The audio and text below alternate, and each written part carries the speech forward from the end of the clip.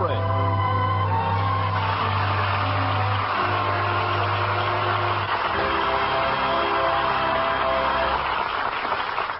Ladies and gentlemen, this is Ken Carpenter. Last week, another summertime began as spring and moon and June ended. But we can always take a little extra time for romance, so tonight we bring you one more spring. And as our star, we have one of our loveliest girls from the 20th Century Fox Studios, Miss Jean Crane.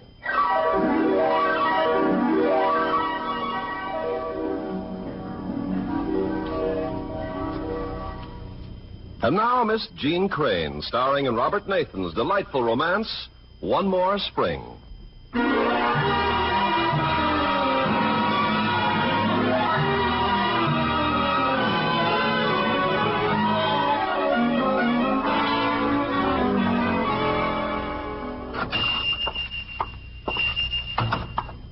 Can I help you? I wondered, that crystal candelabra in your window, how much does it cost? Oh, I'm very sorry, miss. That candelabra's not for sale. Oh, and I had my heart set on it. Well, that's the only thing I keep in the window because it isn't for sale. And so I never have to take it out to show anyone. But the candelabra was the only thing I wanted. Oh, I'm sorry. Well, if you won't sell it, I suppose you won't. I've often meant to stop in and ask about it. You see, I live nearby. Oh, yes, I think I've noticed you passing the windows. Your face is very familiar. Oh? Perhaps you've seen me on the stage. Well, you're an actress? Of course, I really should buy a pair of candelabra, not just one. I've a rather large living room. One candelabra might seem lost in it. Well, I must get to rehearsal. Goodbye. Goodbye. Mr. Otkar, why didn't you sell it to her? You could use the money. Well, that candelabra's been in the family ever since I can remember. I couldn't sell it. Well, that's your affair. My job is to take over your creditors. I've one or two papers for you to sign, that's all. Too bad you're losing your business. Well, it wasn't much of a business, and I guess I wasn't much of a businessman. Where do I sign? Right here. Thanks. Oh, I'm sorry to have to put you out, Mr. Otkar. But don't mention it. Where are you going, Mr. Otkar? No place special. Oh, that's how it always is. Don't you have a home, Mr. Otkar? No, I've been sleeping here in back of the shop. Oh, you can help me pile my things on that little pushcart outside, if you will. Well, at least you've got a bed. Net proceeds of Jared Otkar's flyer in the antique business. A bed, a crystal candelabra, a stove, and an umbrella. What more could a man want? Where will you go, Mr. Otkar? Well, first, I must think. And I always do that best in Central Park.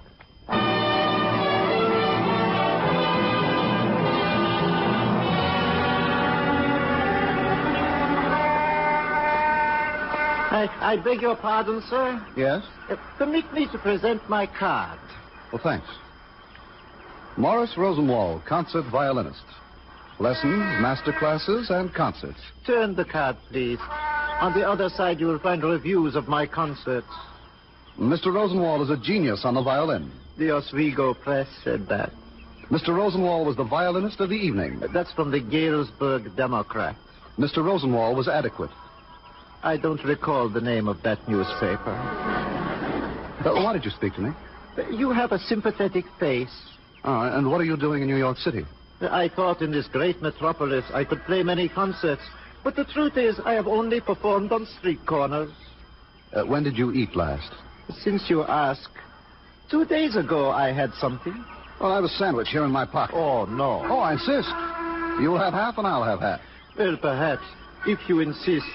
Just a bite. Thank you. Eat slowly or you'll get indigestion. Now, why don't you sell your violin and invest in some business? Sell my fiddle? How could I give concerts without it? No, I hadn't thought of that. Where do you live, Mr. Rosenwald? Here in the park. The birds wake me every morning, singing out of tune. I am as homeless as yourself. But I notice you have a fine bed there on your pushcart. Yeah, I also have slats for my bed and a mattress. Perhaps we can be homeless together. Oh, you mean we should set up the bed somewhere in the park? I know of a small valley in the center of the park. It is hidden by lilac bushes. We might escape the attention of the police. Very well. Come, I will help you to push the cart into the park. We are pioneers, Mr. Rosenwald, pushing into the wilderness to find a new home.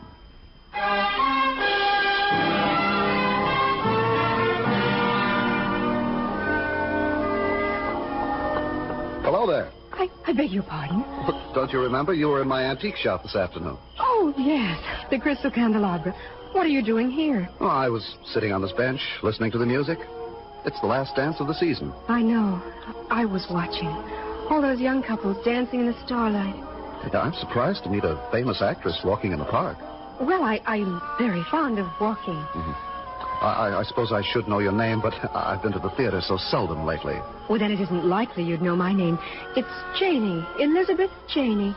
And you're Mr. Otkar. I saw your name on a sign in your shop window. What's your first name? Jared. It's a nice name. And you have a very nice shop. Not anymore. A deputy sheriff has it. Oh, you've lost it? I'm afraid I wasn't meant to run an antique shop. Why not? Well, actually, it belonged to an uncle of mine. He died just after I got out of the army. I put all my savings in the shop to save it for his wife. Then she died, and the whole thing belonged to me. Well, I'm very sorry that you've lost your shop. Oh, don't be. For a long time, I wanted to be free to travel and see America, that sort of thing. Well, now I can. Yes, it's good to be free. Oh, I just thought. Yes? If you lost your shop, you also lost your candelabra. Oh, no. It was an heirloom. Belonged to my grandparents. The deputy sheriff let me keep it. Oh, I'm glad. If I can't have it, I'm glad you still have it. Goodness, what's that? What? Something in your pocket. I felt it break. The eggs. The what? I had 2 eggs, and I think... Yes, they're broken. In your pocket? Oh, how terrible. What will your wife say? I haven't got a wife, but Mr. Rosenwall will say plenty. Who is he? We share Central Park, Mr. Rosenwall and I. Oh. Now, I really must leave you. I have an appointment with some friends at the plaza. Good night. Good night.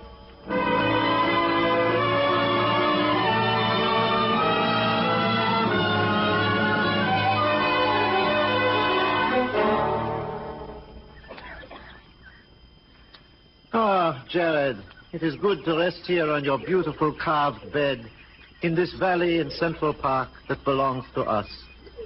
If only we had a bit of food. Well, tonight I will catch one of those fat pigeons and roast it over a fire. Now tonight, when we have a fire, perhaps you'll play your violin for me. I am not a gypsy. My fiddle would catch a cold in the night air. Mr. Rosenwall, we are caught. What? Someone is standing at the foot of our bed. It's Mr. Sweeney. He is a friend? Mr. Sweeney is a music lover. He is also a street cleaner. For many weeks I have promised him that one day I will give him fiddle lessons. Mr. Sweeney, this is Mr. Otkar. Doesn't say very much. Well, Mr. Sweeney is shy. This is Jared, Mr. Sweeney. He's my friend. Therefore, he's your friend. And are you living in the park? We are indeed. But the cops will push you out. We've thought about that, Mr. Sweeney. Well, now it happens that there's a tool shed where you could set up your beautiful bed. A tool shed? No one knows of it except myself. That's where I keep me little cart. Come on, I'll take you there. Well, Mr. Sweeney, you are indeed a friend. A beautiful man, Mr. Sweeney.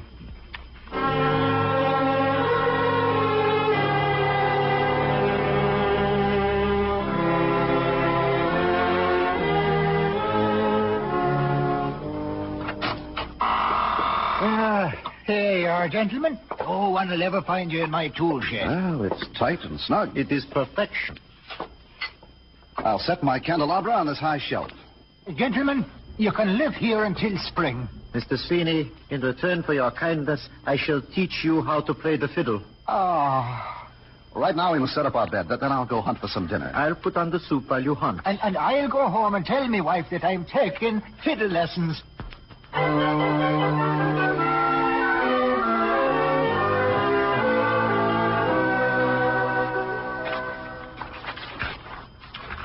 Mrs. Sweeney. Yourself? Here's a piece in the evening paper says there's snow already in the west. You know, Mr. Sweeney, I do wish we had a bit of money put aside. And what would you do with it if we had? I'd buy a canary. Oh, I'd buy a fiddle. Oh, well, and aren't you the grand one? A sweet-toned fiddle with a bow and all. Oh, I'd play on it of an evening. Oh, a canary would cost much less and make sweeter music. Mrs. Sweeney, I'm going to take the lessons how to play the fiddle. Oh, you know. Starting tomorrow. There's a man living in my tool shed. Oh, whatever are you saying? It is him will teach me. Oh, it'll be a grand thing learning to play on the fiddle.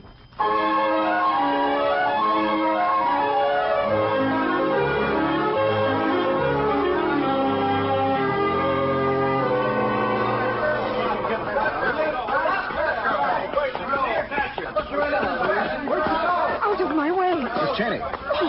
It's you. Here, sit on this bench. But they'll find me. I'll hold my umbrella over us. They'll think we're just a couple sitting in the rain. Quick, here they come. You better let me hide that bunch of celery under my coat. Oh, yes, I shouldn't have taken it. Now, put your head on my shoulder so they can't see your face. So. It was a terrible thing to do.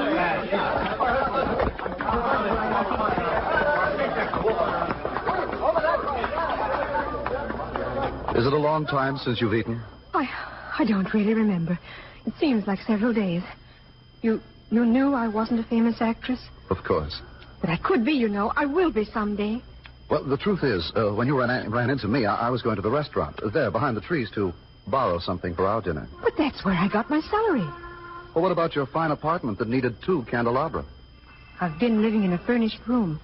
Only this morning they told me not to come back until I pay them what I owe.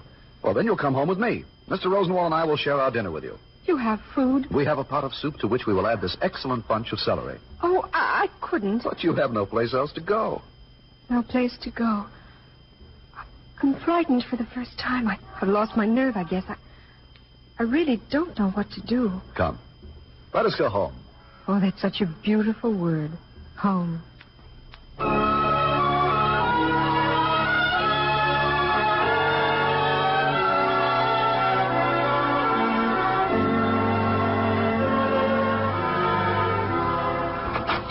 Mr. Rosenwald? Oh, Miss Cheney, this is Mr. Rosenwald. How do you do, Mr. Rosenwald? You are not a singer, I hope. I'm an actress. And Miss Cheney is going to have dinner with us. Is this a restaurant? I will go. I would not want to put you out. Mr. Rosenwald, she's going to cry. No, I am not. I've done all my crying. I won't bother him. Thank you for saving me, Mr. Otcar. Keep the celery for your soup. Oh, no. You must take it. You had no food for several days. That does not matter. She, too, is hungry? Of course she is. Jared, could you not have said to me, here is someone else who is hungry? Then I would have said, come in, young lady. Come in and share our food. You see, Miss Cheney, he is not a selfish man. Sit down, miss. Sit down. You are welcome. Thank you. Presently we will have dinner. And here is celery to cut up in the soup. Celery will give it an entirely new flavor. It will not taste like the same soup we ate last night. This is a wonderful place. Oh, the crystal candelabra. You have it here. Yes, I keep it on the high shelf so nothing can hurt it. And a great carved bed. All golden cupids and angels. I've never seen such a bed. You will sleep in it tonight. Is this a hotel? Miss Cheney has no home. You will sleep in the bed, Miss Cheney. Oh, what about you? Well, Mr. Rosenwald and I can rest on top of these tool chests, wrapped in our overcoats. Anyway, until tomorrow. Maybe I won't wake up tomorrow. What are you saying? Maybe I'll sleep and sleep all through the cold, long winter. And I won't know how cold and hungry I am. Oh, but in the spring, the cherry trees will put out their sweet blossoms. You'll not see the blossoms, Miss Cheney, if you're asleep. You are right. I do want to see the blossoms in the spring.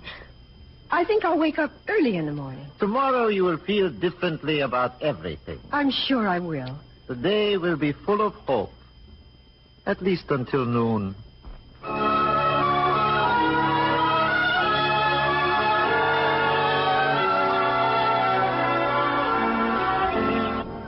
Oh, it is a beautiful day. Yes, the air is appetizing in the early morning. Perhaps today I'll find a job. I will visit a certain concert manager I know with an office in Carnegie Hall. There's a producer told me to come back this afternoon. He's casting a new play with a wonderful part that I could do. He told me I'm just right for it. Jared, what are you planning for today? I'll just walk in the park and do a little thinking. That's good. Mr. Otcar, I want to thank you for letting me stay here last night. And you too, Mr. Rosenwald. I don't know what I'd have done if you hadn't. It was a pleasure, Miss Cheney. I do hope that we will all meet again. Oh, but you're coming back here tonight. Oh, no, I couldn't do that. Not again. Oh, but you must. You've no place else to go. You must come back. Mustn't she, Mr. Rosenwald? Why, yes. Of course she must. You want me to come back here? We do. Promise that you will. Well? I'll expect you not later than sunset. Promise. Very well, Mr. Otcar. I promise.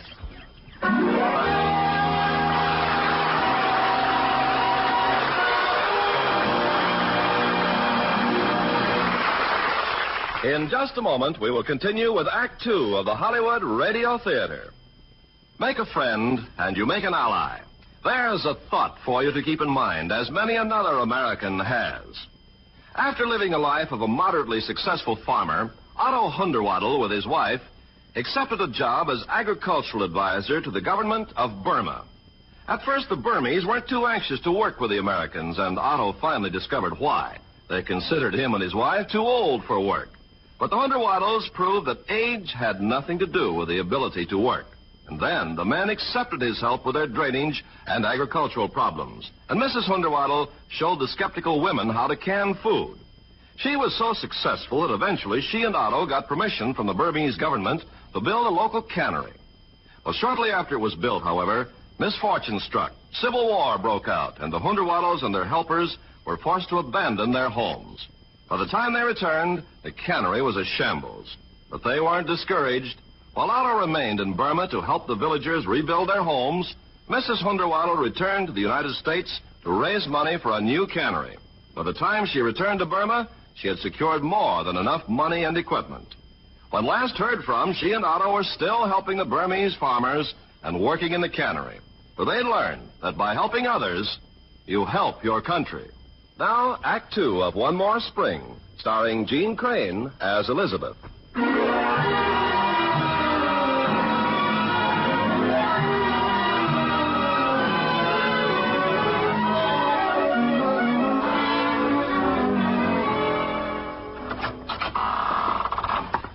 What a day this has been. Oh, it's you. Who else? Were you expecting the park commissioner? Well, Elizabeth hasn't come back. The sun set half an hour ago. Yeah, I brought a bit of meat. She promised that she'd come back. I earned a bit of money today, playing Tchaikovsky on Fifth Avenue. A most appreciative audience. The people are always more musical after a heavy rain. I suppose we shouldn't have let her go this morning. I find Tchaikovsky pays much better than Beethoven. I thought she'd keep her word. Am I very late? Miss Cheney. Oh, you did come back. I said to myself that I wouldn't. But I've really no place else to go. You found a job? No. The play was cast, but they were very nice. Told me to see them in 2 months. And look, I brought some food. Food? Vegetables and bread. An actress I know loaned me $1. She has a job in a show. I guess I must have looked a little pale or something. Anyway, she insisted that I borrow $1, so I did. Miss Cheney, I am glad you came back. And you, Mr. Otcar? I would not have slept tonight if you hadn't. Those are the kindest words that have been said to me in a long, long time. Yeah, there's so little kindness in the world, so little tenderness. Ah. Mr. Sweeney, come in. This is Mr. Sweeney, Miss Cheney. How do you do, Mr. Sweeney? Oh. Mr. Sweeney is studying to be a violinist. Every night I give him a private lesson in return for the use of his tool shed. That's the best way I ever heard of paying one's rent. I take out my fiddle and proceed with the lesson while you two cook dinner. I will listen. I'm very fond of music. Yeah? I will cook dinner. Now, Mr. Sweeney, are we ready? Ah. Excellent. First, I will do it.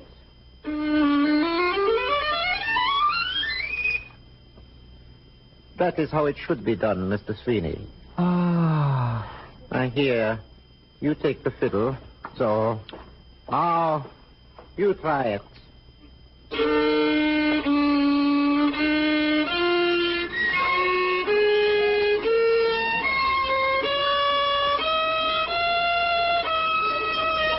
No, the angle of the arm is too high. It moves thus, and the fingers come down so. Ah. That was beautiful, Mr. Sweeney. With patience, someday, he will play a little piece. Ah.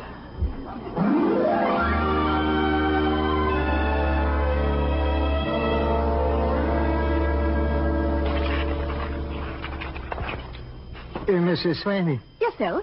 Mr. Rosenwald gave me a fiddle lesson just now before I came home. Did he know? I can't rightly seem to get the hang of it yet. Why don't you say what's on your mind, Mr. Sweeney? Well, they've got a girl there in the tool house. Oh, pretty little thing. It seems she has no home. And is that what's been on your mind all evening? It's all right then about the girl, her staying there and all? I don't know, Mr. Sweeney. Leave me put my mind on it. Oh, she's a sweet little thing, Mary. She'll be all right there, Mr. Sweeney. 'Tis a fine thing that your friends have someone to share their life. Everyone needs a bit of happiness.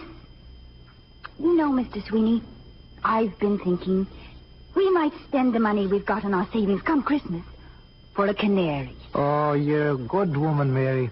Oh, yes, 'twould be a happy house with a canary in it, singing its little heart away. A good woman.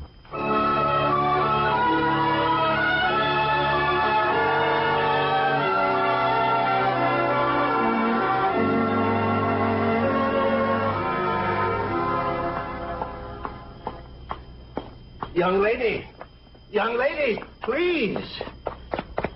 Are you following me? Well, yes, Because if you are, I'll call a cop. There's a law for that sort of thing, you know. Young lady, you misunderstand me. I saw you drop your purse on the path back near the little bridge. Well, that's very funny. What's funny about it?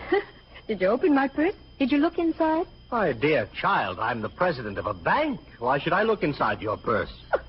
Why are you laughing? Because there's nothing inside it. Not a penny. Well, here, take it. Thank you very much. Entirely welcome. Are you really the president of a bank? Do you like your work? Well, I've never considered the matter in precisely that way, but yes, I like it. That's all I really care about, my bank. All you care about? Is it really? Well, just the same, I can see that you're really very unhappy. I'm nothing of the sort. I noticed you just now as I walked past the lake. You were standing there, looking at the water with such a strange expression on your face.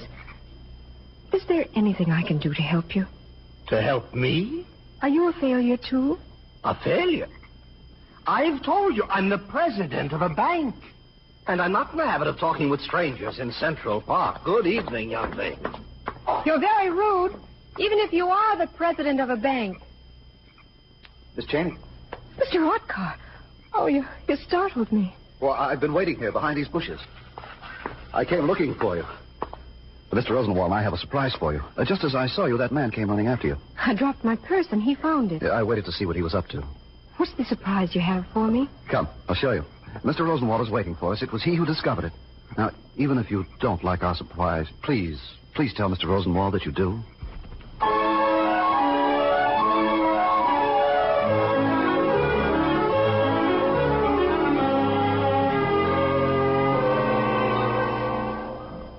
And you cannot guess what this large object is? Oh, let me see it. It can't be a building, all hidden under canvas. No, not a building. An automobile, perhaps? She'll never guess, Mr. Rosenwald. Pull the covers away and surprise her. Very well. I pulled them down. So. Oh, it's a merry-go-round. A carousel. Covered for the night in case of bad weather. Such beautiful animals. Horses and giraffes. You like your surprise, Miss Elizabeth? I think it's the most wonderful surprise I ever had. Come, Miss Elizabeth. You shall ride upon the carousel. Will it work? Well, I'll push it around with this wooden handle. But I play music for you. Just let me get my fiddle out of its case. Come, climb up, Miss Cheney, and sit on one of the animals. Which shall it be? I've never before ridden on a merry-go-round. See, I know. I'll ride the green giraffe. Now, let me help you. Thank you, Mr. Otcar. Up you go. A waltz for Miss Elizabeth. Now, hold tight. Whee!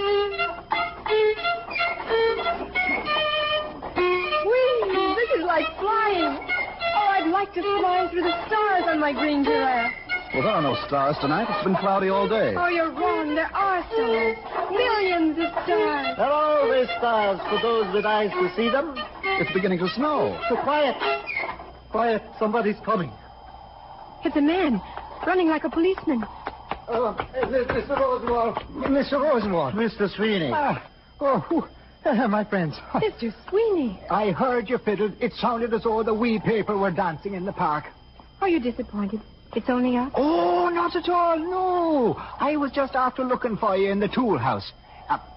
Mrs. Sweeney, that's my dear wife, has asked me to invite all of you to our apartment for Christmas dinner. Christmas dinner? And how soon would that be? Well, sometime next week. I suppose we can wait. You'll come. Of course we'll come, Mr. Sweeney, with pleasure. Now, turn the merry-go-round, Mr. Otcar. I want another ride on my green giraffe. Music, Mr. Rosenwald.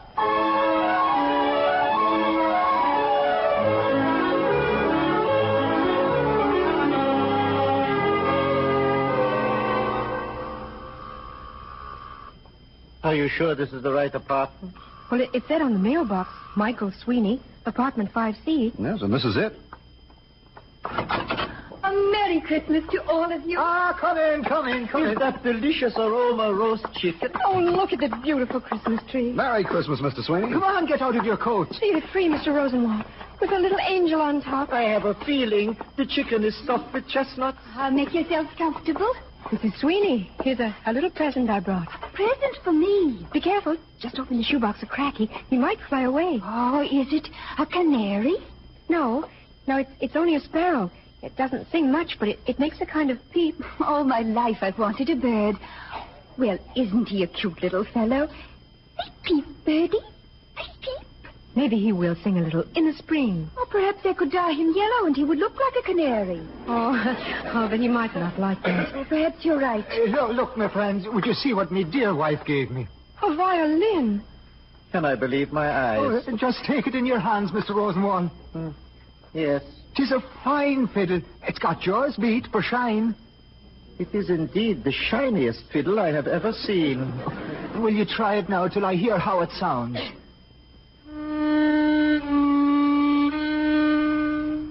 Oh, would you listen to that? Beautiful. Beautiful. You play something, Mr. Sweeney. I would not deprive you of your new fiddle on the first day you have it. Play us a fine scale, Mrs. Sweeney, love.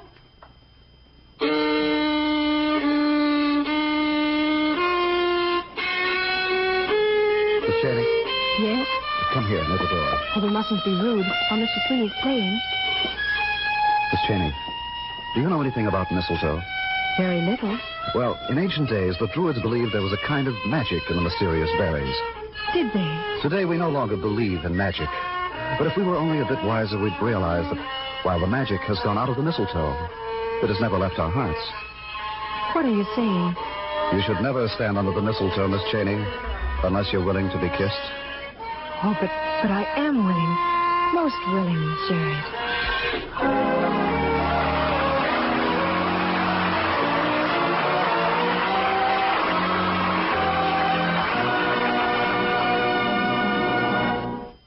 Act 3 of the Hollywood Radio Theater will continue in just a few moments. You know, the world is in pretty good shape when people try to outdo each other in doing things for others. If that sounds a little confused, let me tell you what I mean. In Tokyo, 2 of the commanding general's honor guard platoons each adopted an orphanage. They sent work parties to repair roofs, walls, ceilings, windows, and floors, to fix the plumbing and renew kitchen and heating facilities. Intense rivalry developed between the units as to which could do the most. Each platoon solicited money at its pay tables. They bought bolts of cloth and had warm clothes made for their protégés. It's the kind of game, the kind of a rivalry that we like to hear about, because it's one in which everybody wins. And such acts by you and your friends today are shaping our world of tomorrow.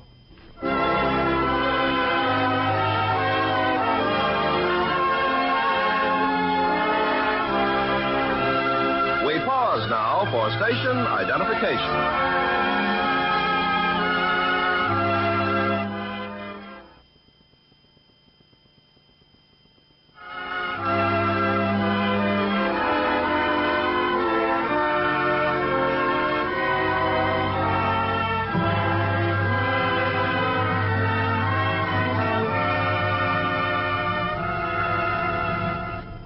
The curtain rises on Act 3 of One More Spring, starring Jean Crane as Elizabeth.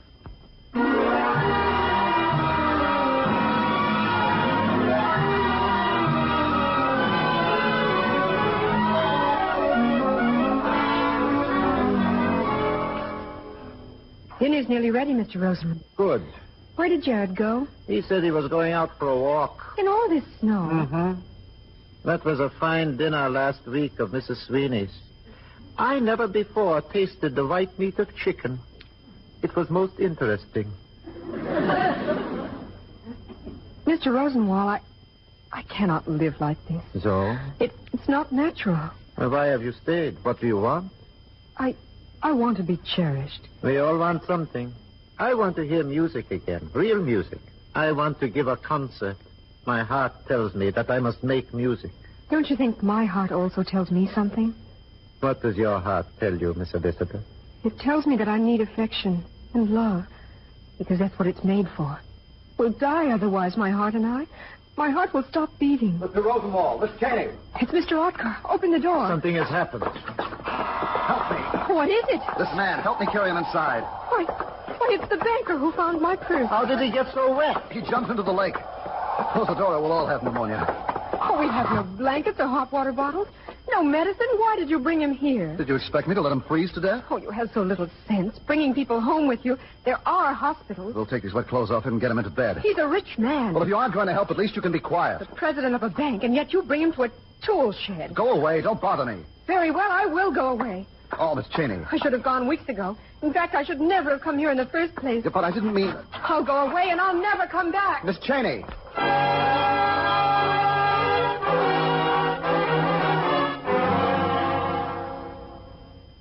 You feeling better, Mr. Sheridan?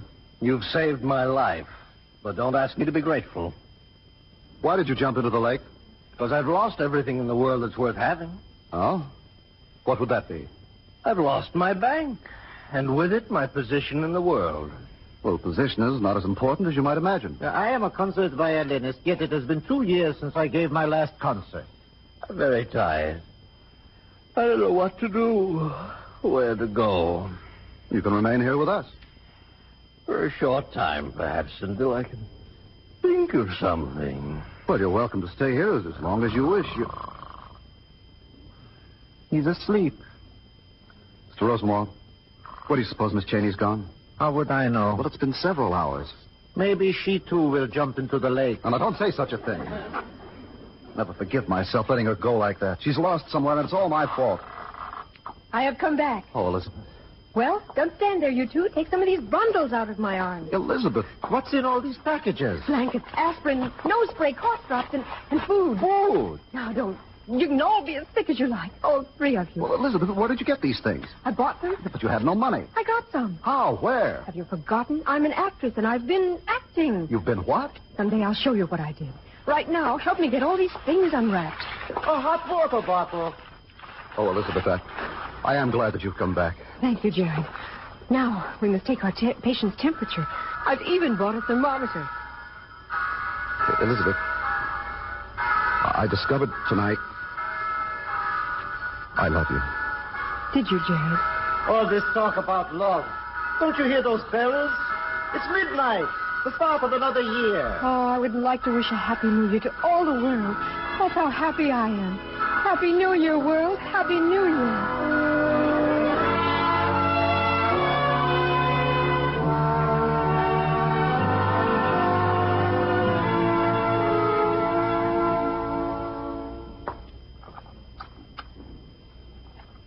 Another spoonful of soup, Mr. Sheridan? That's the best soup I ever tasted.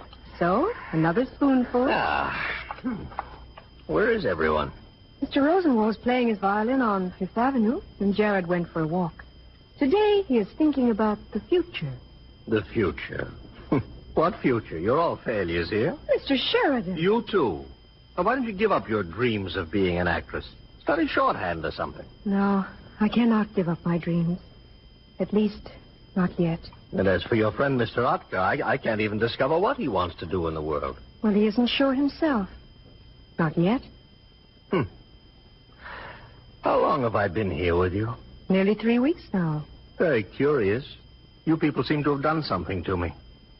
The fate of my bank is no longer a matter of great interest. I wonder if I'm still out of my head. I don't think so. You've had no fever for several days. I suppose the police will be looking for me. Why will they be looking for you, Mr. Sheridan? What have you done? I took money from the bank and invested it in foreign currency. It's lost, every dollar of it. Was this your money? Of course not. Not a penny of it.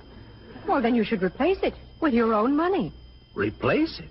Well, if you'll excuse my saying so, it seems fairly obvious that you should, doesn't it? Well, I suppose you're right. You know, I think I've been overworking. I must have been. A bank president shouldn't get himself into a situation like this. Mr. Sheridan, isn't there someone you'd like me to notify that you're here? Oh, no, there isn't anyone to be interested in my whereabouts. No family? All I have is a big, empty house. No friends? Only you and Jared and Mr. Rosenwald. Miss Cheney, I want you to know I've been very happy here. I know. I've been happier myself since I came here. Happier than ever before in all my life. And what's more, I'm going to stay here. Oh, but Mr. Sheridan, you can't. No, I feel a bit tired. I think I'll take a nap. Oh, if the police should come, tell them I was waiting to give myself up until after my fever went down. Wake me in time for dinner. Yes, Mr. Sheridan.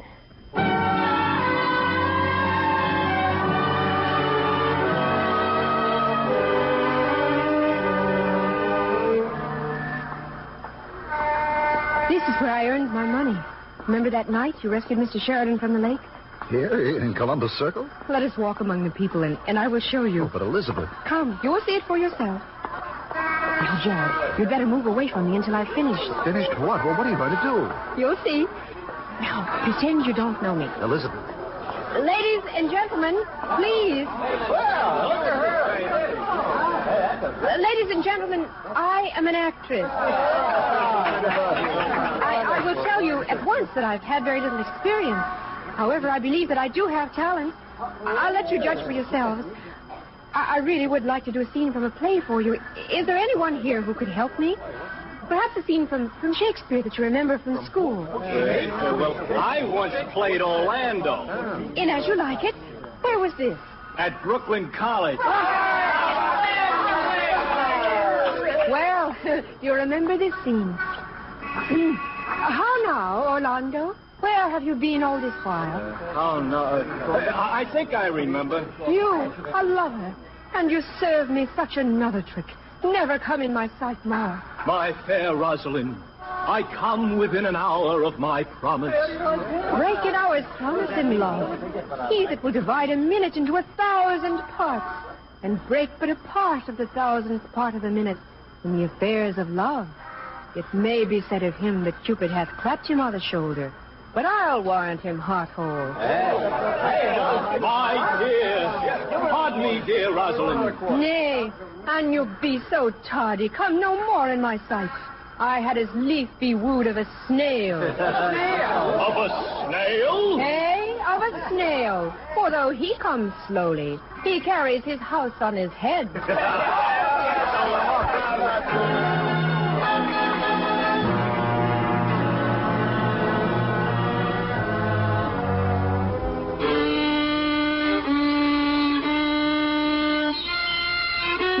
Fiddle in your neck, Mr. Sweeney. Ah? You cannot play it if you hold it in your stomach. Oh. Ah, here's your wife, Rosenwald. Mrs. Sweeney. Oh, my darling. Oh, let me sit down. I'm that worn out. A bad day at the bank. I had no idea you worked for a bank. Well, for 10 years I've operated an elevator there. Down and up, until the day of the tragedy. Since then, it's been down and down. What tragedy was this? Well, the president of the bank, he disappeared. When was this? What was his name? Oh, about 2 months ago, and Sheridan's his name. I thought so. Oh, such a fine gentleman he was. Where has he gone? Do they know? Oh, nary a trace of him until this very day. Today? Someone reported seeing the poor man in Central Park. Good heavens, I must go at once. Well, the police are searching the park. You'll probably be asked to help, Mr. Sweeney, my love. What about me fiddle lesson? I'll finish it tomorrow. Oh. So come on, let's get to the park.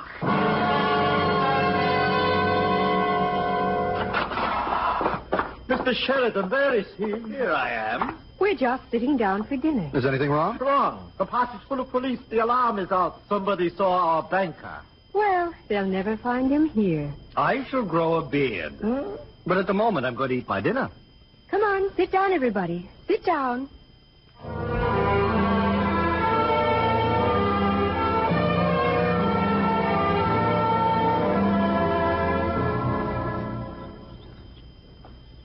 Let's walk across the park to Fifth Avenue. There will be cops over that way, Mr. Sheridan. Never recognize me now that I've grown a beard.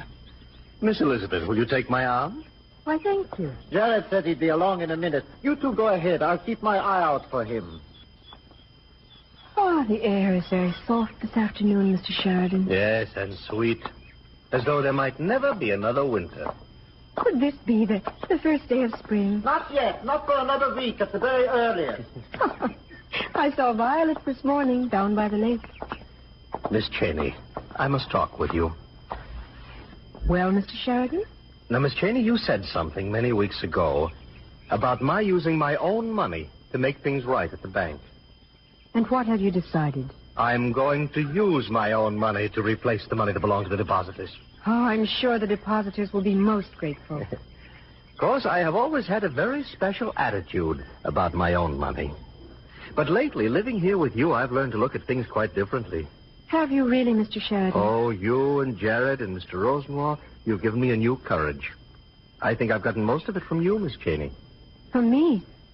Oh, but I have no courage. None at all. And I intend to give myself up to the first policeman I meet. What will they do to you, Mr. Sheridan? Oh, very little, I imagine, if I return all the money. We'll miss you. These have been the happiest months of my entire life. I know exactly what you mean. I suppose soon it will be all over for me.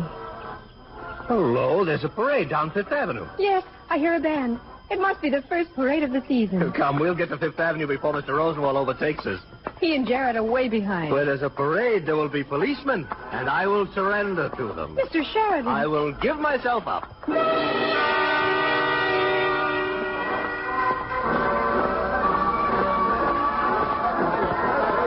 wonder what kind of a parade it is. Oh, one parade is like another. Do you see any policemen in the crowd? Yes, there's one down at the corner. A very young policeman. I'll surrender to him. That will be good. There might be a reward, and he may have a wife and several small children. Oh, bless you, Elizabeth Cheney. Yours is the pure heart. Now, you stay here so that you'll not be involved. I prefer to do this alone. Goodbye, Miss Elizabeth. Goodbye. Isn't that Mr. Sheridan? Sure. Yeah, that's your Mr. Banker. Yeah, it's not that me. Don't stop him. He's giving himself up to the police.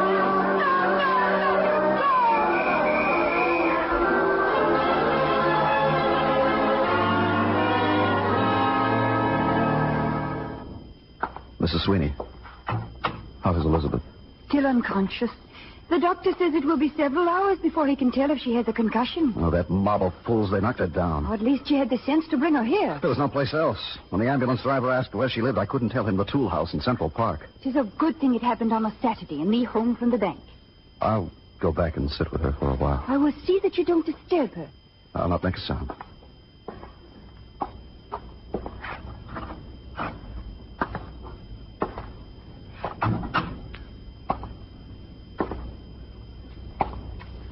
Elizabeth. Oh, my darling, do not die. I would be empty without you. I know I've so little to give, nothing but my love, my heart, which is of no use to anyone. You must live. Soon we'll have another spring, and you said once that you wanted to see the blossoms again. Do not die, my love. Let there be one more spring. Jared? Elizabeth. I heard what you just said. Oh, my darling. We will see the blossoms together.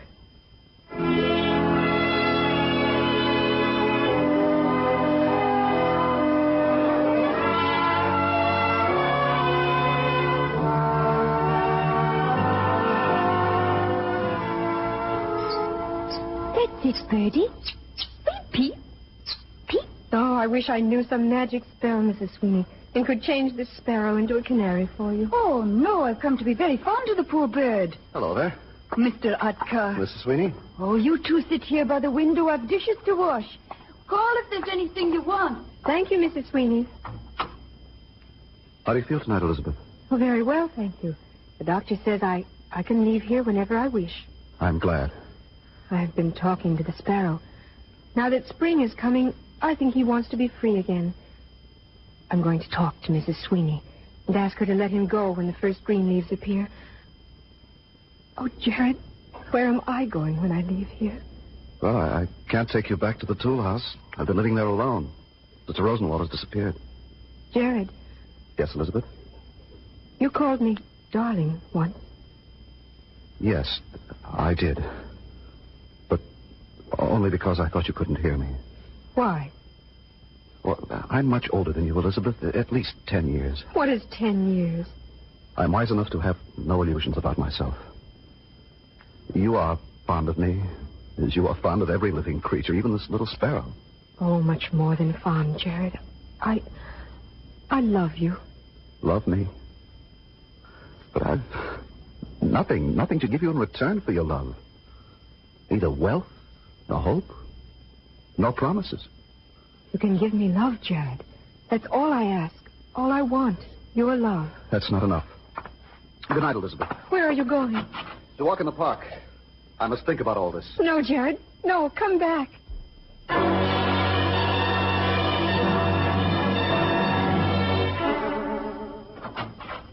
Mr. Sweeney, I have the most wonderful news. Come in, lad. Come in. Who is it, Mr. Sweeney? It's me, Mrs. Sweeney. Jared. I'm rich. Oh, whatever are you saying? This morning, a man came to the door of the tool house, offered $2,000 in cash for my antique bed. Oh, you took it, did you not? I did at once. I was looking for you this morning, Mrs. Oh, that must have been while I was out buying a car. Oh, car is it? A second-hand car to take Elizabeth riding in. The rest of the money I'm going to give to Elizabeth to rent a little apartment for herself. Oh, but Jared, she... I'll slip in now and tell her the news. Jared, Elizabeth isn't here. Oh? Where is she? Well, she drove off in a big car with a fine chauffeur. Here's the address where she went. Well, Mr. Sweeney and I were just going to visit her. Over on Fifth Avenue. Well, I'll come with you. My car's outside. I'll drive you there.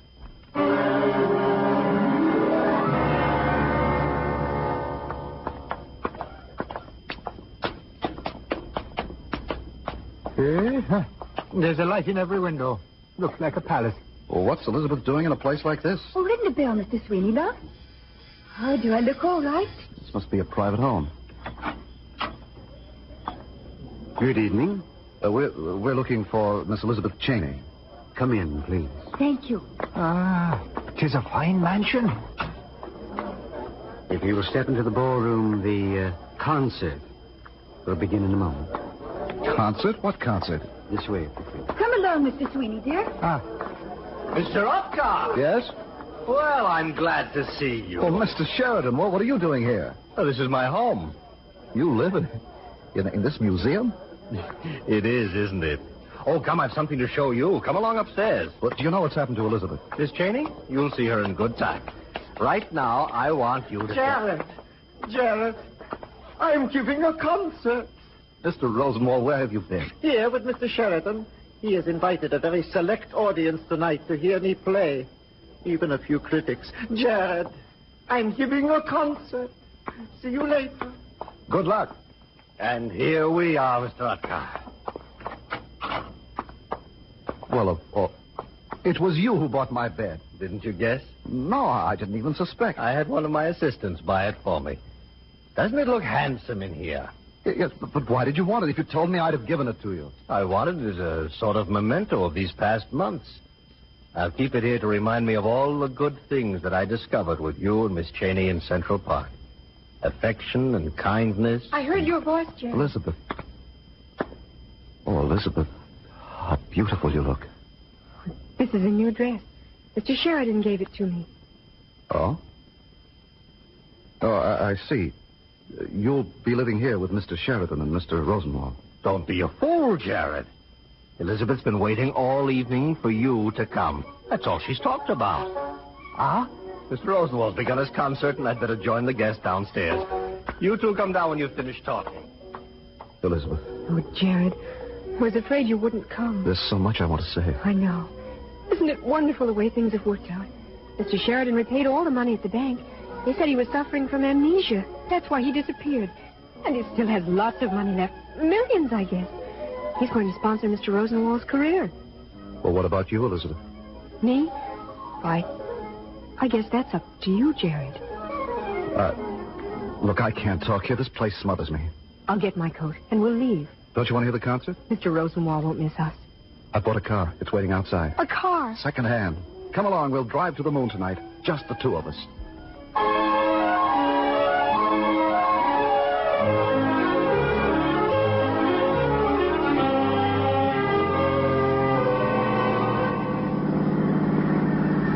Oh, it's a beautiful car. Elizabeth. Yes, Jared? I've more than $1,000 left from the money Mr. Sheridan paid for the bed. $1,000? We could get married on that. Oh, yes, we could. Elizabeth, I'm still not sure that I'm ready to settle down. I have a feeling that and I want to see something of the country before I decide about what I want to do. Well, you have a car now. Would you be willing to travel with me? Wherever you go, Jared, I want to come with you. Well, what about your plans? What about being an actress? They can wait. Well, we could start off tomorrow. Drive south until we meet spring, and then... Yes, Jared. Oh, my darling.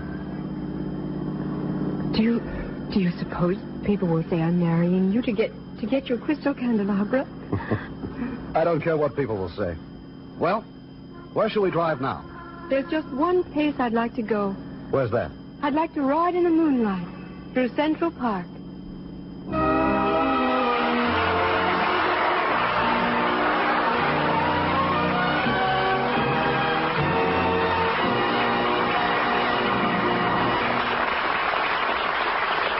In a moment, Gene Crane will return.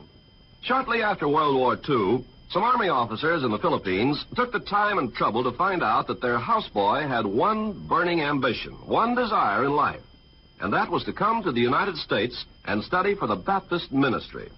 Well, they took it upon themselves to do a lot of corresponding and arranging, and they finally obtained a 4-year scholarship for him at Eastern New Mexico College. Then the Woman's Missionary Union heard about the boy, and they offered him a 2-year seminary scholarship.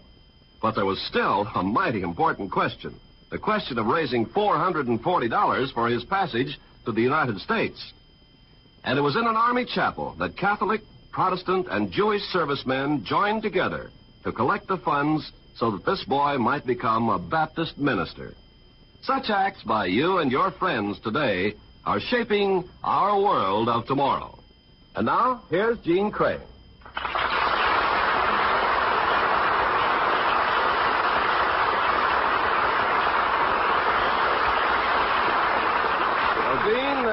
This is the time of the year they elect the most beautiful girls to be queen of something. Why, Ken, that's right.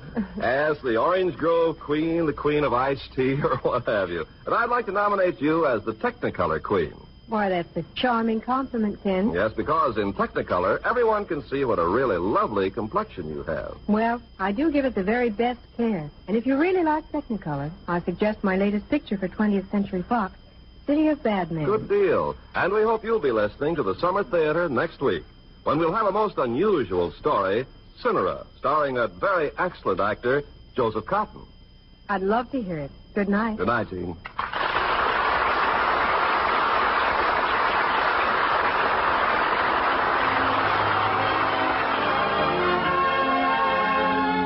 Hollywood Radio Theater is a presentation of the United States Armed Forces Radio Service.